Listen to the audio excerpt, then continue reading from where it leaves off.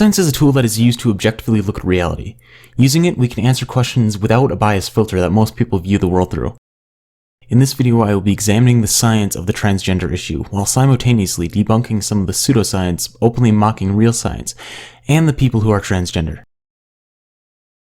In this debate that is currently taking place in our society, there seems to be two sides, both of which give genuine science backing their positions. One side says that transgender people result from a neurological disorder that puts the wrong brain in the wrong body, where the other side says that it's a mental illness that can be treated with medication. Both sides cite science to back their claims, so I will be examining all the science, and then present the conclusion that science has currently reached. Now, before I go any further, I would like to define some terms, which I got from the Webster Dictionary. Transgender. Of relating to or being a person who identifies with or expresses a gender identity that differs from the one which corresponds to the person's sex at birth. In other words, they are people who feel that they were born into the wrong body. Transsexual. A person who strongly identifies with the opposite sex and may seek to live as a member of said sex, especially by undergoing surgery and hormone therapy to obtain the necessary physical appearance. Put simply, they are people who are transgender but also have or are in the process of going through a transition from being male to female or vice versa. Gender. A person's sex or the behavioral, cultural, or psychological traits typically associated with one's sex. Basically, gender can be used to describe one's biological sex or the characteristics commonly associated with said sex. Sex. Either of the two major forms of individuals that occur in many species, and that are distinguished respectively as male or female, especially on the basis of their reproductive organs and structures, or the categories of male or female given on the basis of one's reproductive organs. Now, sex and gender are commonly mixed up and it can get quite confusing, so I'll try to make it as simple as possible. Sex is physiological, and gender is psychological. Now that we have all that out of the way, we can get into what the science actually says about people who are transgender. Let's start by examining the science cited by people who say that transgender results from the wrong brain being in the wrong body. The human brain is extremely complex and can be divided into many different parts that carry out different functions. However, the brain can be categorized into two different sections based off of the two different types of tissues that make up the brain, called gray and white matter. And when we look at the brains of the two sexes, we see that the ratios of gray to white matter are different. White matter refers to the light-colored neural networks in the brain that affect how the brain learns, where gray matter is the dark-colored sections that affect cognition and processing information. So when it comes to the differences, men have roughly 6.5 times more gray matter than women, and women have roughly 10 times more white matter than men. I'm sure you're probably wondering, what does this have to do with people who are transgender? Well, as it turns out, someone who is transgender has a gray to white matter ratio that matches the gender that they feel they are, as opposed to the one that they were born with. This was initially discovered through autopsy, and has recently been observed through the use of MRI scans. A study published in the Journal of Psychiatric Research examined the brains of 18 untreated FTM trans people. Untreated meaning they hadn't yet begun the transition. This was to ensure that their brains were not influenced by external hormones. The results were compared to 24 male and 19 female heterosexual controls. The researchers found that the white and gray matter structures in the brain matched the gender that they identified with instead of the sex that they were born with. Similar studies have been conducted only to get similar results.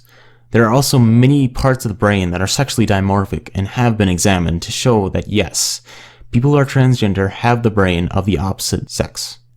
This is a real medical condition that has been well documented by physicians and scientists alike, called gender dysphoria. The best way to treat this dysphoria is with hormone treatments. This dysphoria, or the feeling of being in the wrong body, occurs when hormones distinct to one sex interact with the brain of the opposite sex. And because people with gender dysphoria have the wrong brain in the wrong body, they have the wrong hormones affecting the wrong brain as well. So by changing these hormones, you can help remove this dysphoria. For some, however, they need more to deal with it, so they may undergo a sex change operation. The other side of this ongoing debate in our society argues that transgenderism is a mental disorder, as opposed to a neurological one. The people taking this position will often cite actual scientists and physicians who also hold this position. For example, Dr. Paul R. McHugh, who has at least 125 peer-reviewed medical papers and has written 6 books, holds this position. In a paper published in the New Atlantis titled Sexuality and Gender, McHugh says that the people who are trans have a mental disorder, and he validates this by pointing to statistics on how trans people are more likely to suffer from depression or anxiety. He also explains that most children who say they have these feelings will lose them after puberty. The problem with this paper is that it wasn't peer-reviewed, which is one of the most important parts of the scientific method. Now, this publication is also questionable because it has a clear bias that they present. One article even tries to show the link between vaccines and autism, which shows the credibility of the new Atlantis. So can we conclude that gender dysphoria has nothing to do with mental illness based off this? No. Why? As it turns out, there are many patients who suffer from mental disorders such as schizophrenia who also feel gender dysphoria, which means that in these cases, the dysphoria can be explained by the mental disorder. So instead of treating it with hormones, it's treated with medication and therapy. Now what's going on here? It seems as though science has contradicted itself, giving two answers for the same problem? That can't be right. Only one side can have the right answer. This issue is black and white, as I'm sure some of you watching this are thinking. But that's what's great about science. It doesn't care about your opinions, ideas, or political positions. Science only cares about the objective truth. And the objective truth is, both sides are correct to an extent. It just depends on the situation. But how can doctors tell the difference between people who think they're trans and people who actually are? Well, that's figured out during the psychotherapy phase of someone's transition, where the person suffering from the dysphoria attends months and sometimes even years of therapy. In this step, the best course of action is determined, whether it be hormone treatment or, in rare cases, medication. So that's the science of this issue. Hopefully you learned something about the actual medical condition known as gender dysphoria. If that's all you wanted, then you can leave now, because we're about to enter a realm that can only be described as insanity. I'm obviously referring to the pseudoscience around gender, sex, and the transgender issue. So I'm giving you the chance to leave and look away from the abyss, because they say if you stare at it for too long, it stares back. Now, pseudoscience is usually created to push an agenda because it sounds sciencey, which makes it sound more credible than it actually is.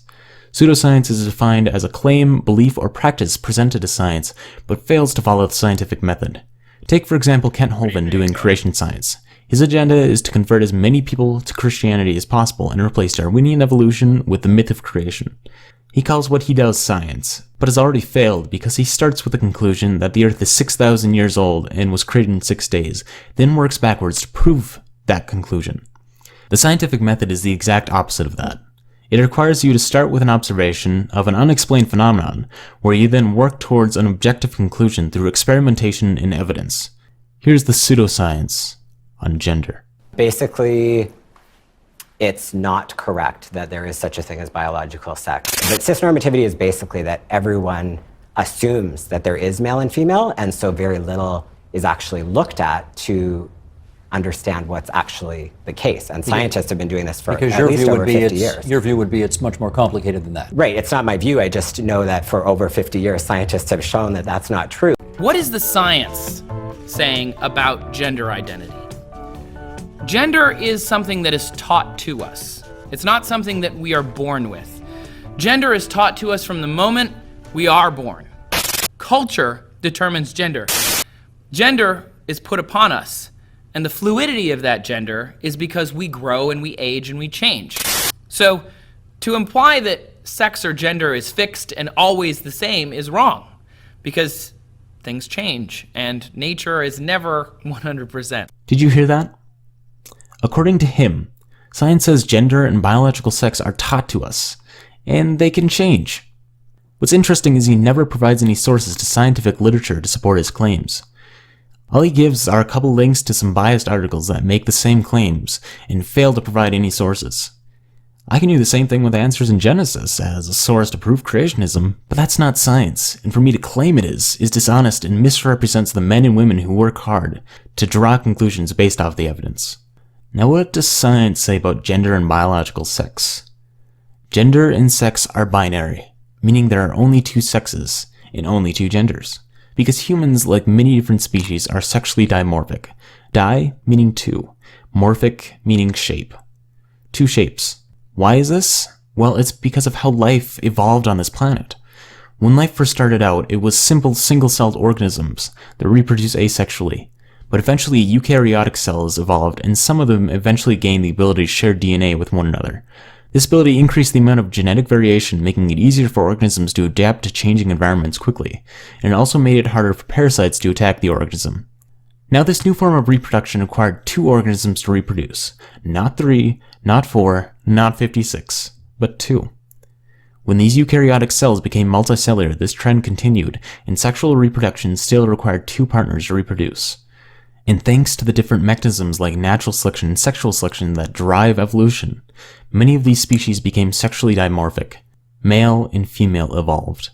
And to accommodate these different body types, different psychological traits developed too.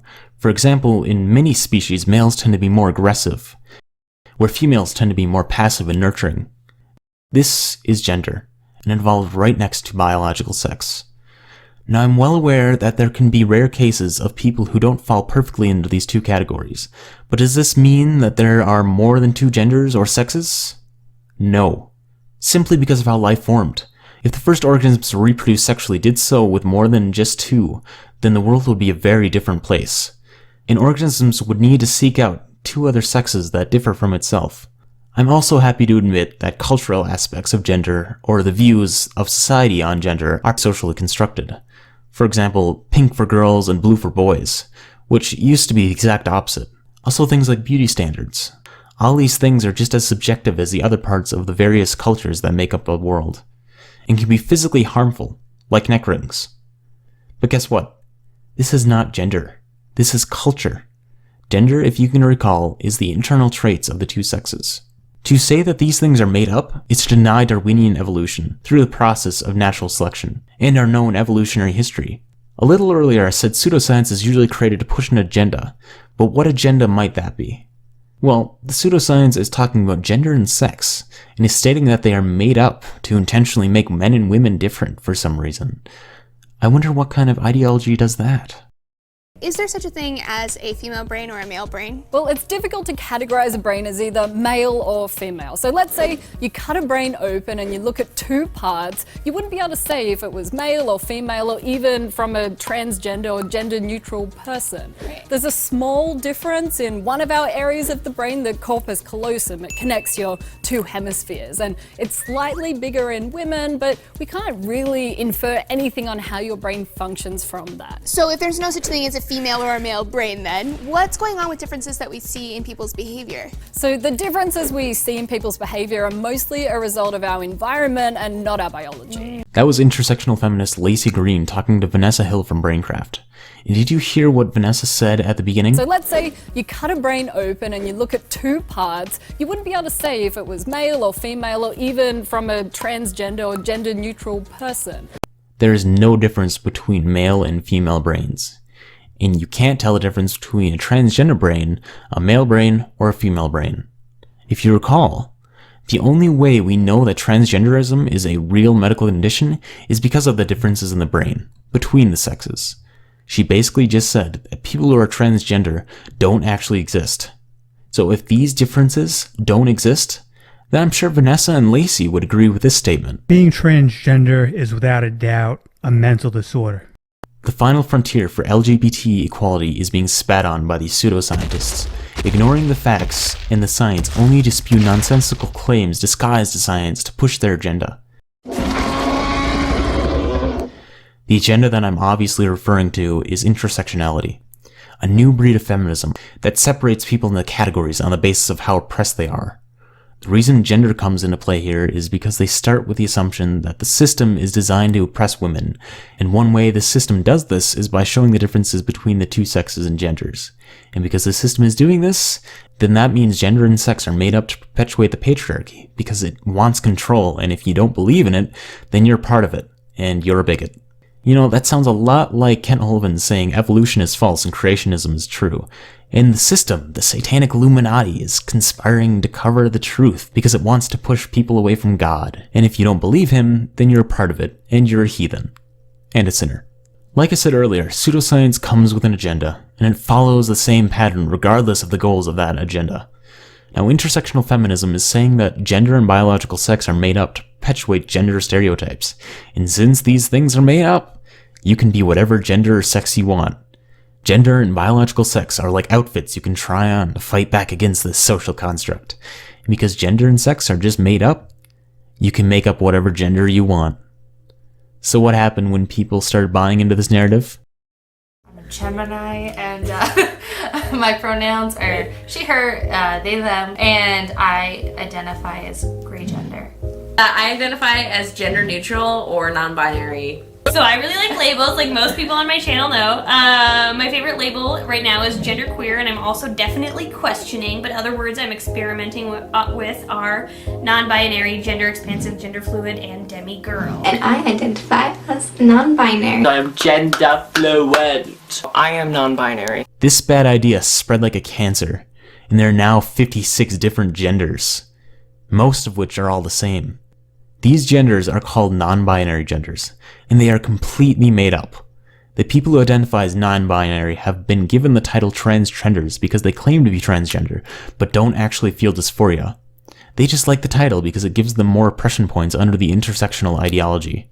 This 56 gender nonsense has resulted from the pseudoscience produced by the intersectionalists. But it's not affecting society in any way negatively, right? Well, you would be wrong. Pseudoscience is extremely dangerous if it goes unchecked and unquestioned. If Kent had his way, every school in America would be required to burn the books teaching evolution, only to replace them with Bibles. If the well-known spiritual scientist Jordan Peterson had his way, alternative medicine would replace actual medicine, and your loved ones suffering from horrible diseases would get a crystal to hold on to, instead of a cure that's actually been shown to work. This gender pseudoscience has already snuck its way into our society, and has been slowly changing it to fit that agenda. Facebook now gives you the option to choose one of these 56 genders. Countless universities are indoctrinating students to believe these unscientific and unproven claims. And probably the worst of all, laws have been passed attempting to limit your free speech. Recently, New York has enacted a law that requires people to use someone's preferred pronouns such as Z or Zer. Failure to do so can result in a fine of up to $250,000, or the immediate eviction from one's apartment. This violates the First and Eighth Amendment of the United States Constitution. This law prevents you from saying words that don't threaten or harm anyone, but only offend, and then punishes you with an excessive fine or an eviction from your home. This is an Orwellian nightmare that formed because pseudoscience was allowed to infect our society. You don't have the right to tell me what I can and cannot say on the basis of nothing more than your feelings. You also don't get to silence me with threats of fines or the eviction from my home. I'll call you by whatever pronouns you want, but let me do it out of my own free will. To conclude, gender dysphoria is a real medical condition where the wrong brain develops in the wrong body, but there are some rare cases where gender dysphoria can be brought on by mental illness. Physicians have special procedures in place to get the best treatment for someone who's struggling with their gender identity. If you or someone you know is struggling with this, then I urge you to speak to a medical professional whose number one goal is to help you. And unfortunately, there's a lot of misinformation being spread about these issues by people whose self-interests and agendas trump truth and other people's well-being. So they push nonsensical ideas like gender and sex being social constructs that are put upon us by society and have nothing to do with our biology. If you made it this far and you believe that these things are really social constructs, then I would like to show you a recreation of an experiment conducted with monkeys and gender-specific toys. In the original experiment, the psychologist presented the monkeys with typical boy-type toys, trucks and cars, and girl-type toys, mostly dolls. The psychologist then observed which toys the monkeys preferred to play with, and for what length of time. Okay. Oh, so we've got a male picking up a truck. That's quite interesting. That's quite funny. See, he's gone for the truck. But yeah, we'll see if he comes. He started moving the wheels a bit, which is kind of surprising. A few more coming over now. Yeah. So, who's picking up the car over there? So that's another male. Yeah, spinning the wheels. Yeah, spinning the wheel. Any girls in on the action yet? So yeah, this is a girl there, so Zoe, going for the doll. Going for the She's doll. Quite interesting, isn't she? And then this is also a female here, just called Blondie. The way they investigate it is they'll kind of hold it up, sniff it, chew on it.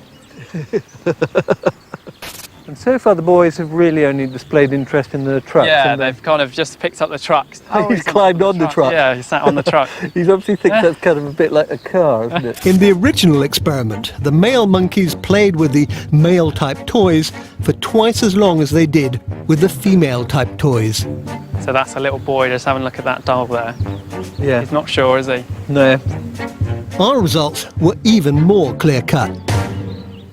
The males barely touched the dolls, while the females showed hardly any interest in the trucks. Trucks don't seem to turn these girls on very much. No, they're not really interested, are they? Although this experiment was controversial, it has been conducted multiple times across many different primate species, getting the same results. In fact, one of the species it was conducted on was humans. Trond Diseth er avdelingsoverlege og professor ved barneklinikken Rikshospitalet og jobber med barn som er født med misdannede kjønnsorganer.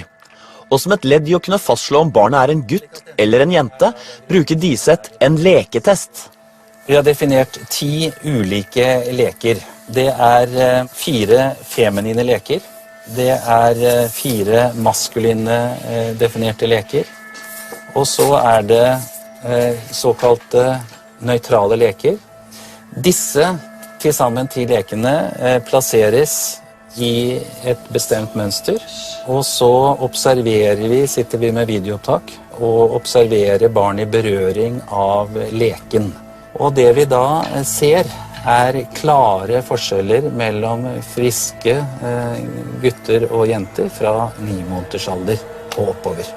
I forhold til at gutter velger maskuline leker, jenter velger feminine leker. This method is used to determine intersex children's actual sex, so the deformed genitalia can be fixed. Also, this test was conducted on infants who couldn't have been socialized to favor one toy over the other. In response to the 56 gender pseudoscience, I'll say what I say to all pseudoscientists. And it's the most insulting and painful phrase one could receive when in the realm of science. You're not even wrong. But at the same time, you're not even right. Your claims are unfalsifiable and are useless, meaningless drivel that mocks people who actually suffer from a real medical condition. What you are doing is like if I were to say being a paraplegic is a social construct, then started rolling around in a wheelchair, telling people to check their privilege because they don't have to deal with what I do.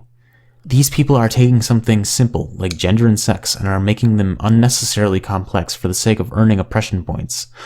So I will leave you with a quote that is appropriate to this nonsense. Any fool can make something bigger, more complex, and more violent. It takes a touch of genius and a lot of courage to move in the opposite direction.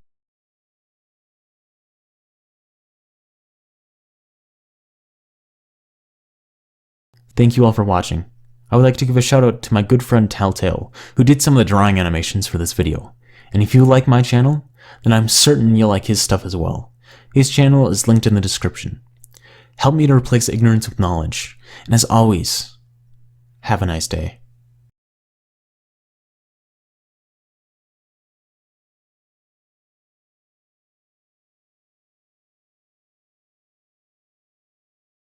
Alright, I've had enough of this shit. Listen here, you gender fuck. Being transgender means that while your body is physically born one gender, your brain structure and your brain chemistry are constructed in the way of the opposite gender, thus causing you to believe in your mind that you are supposed to be female even though, say, you were born a male. Has nothing to do with you non-binary fucking half-wits. You aren't transgender because you are not transitioning. You can change the English language as much as you fucking want, but you cannot change Latin roots. Latin roots, trans, means transition.